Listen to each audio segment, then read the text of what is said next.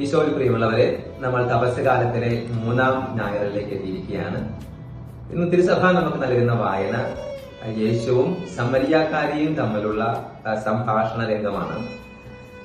സമരിയാക്കാരിയും യഹൂദനും തമ്മിലുള്ള ബദ്ധശത്രുത നമുക്ക് എല്ലാവർക്കും അറിയാവുന്നതാണ്.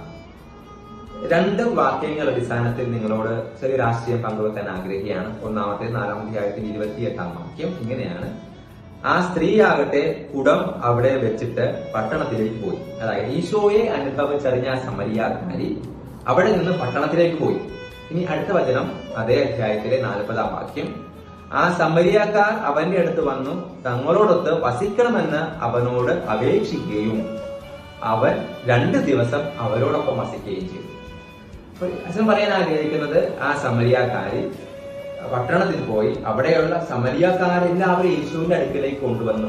താൻ അനുഭവിച്ചറിഞ്ഞ ഈശോയെ നിങ്ങളും അനുഭവിച്ചറിയണമെന്നുള്ള ഒരു വാശിയാല്, നിർബന്ധ ബുദ്ധിയാല് അവരെയും ഈശോയുടെ അടുക്കലേക്ക് കൊണ്ടുവന്നു. പോരാഞ്ഞിട്ട് ബദ്ധശത്രുക്കളായ അവര് ഒരുമിച്ച് 2 ദിവസം താമസിച്ചു.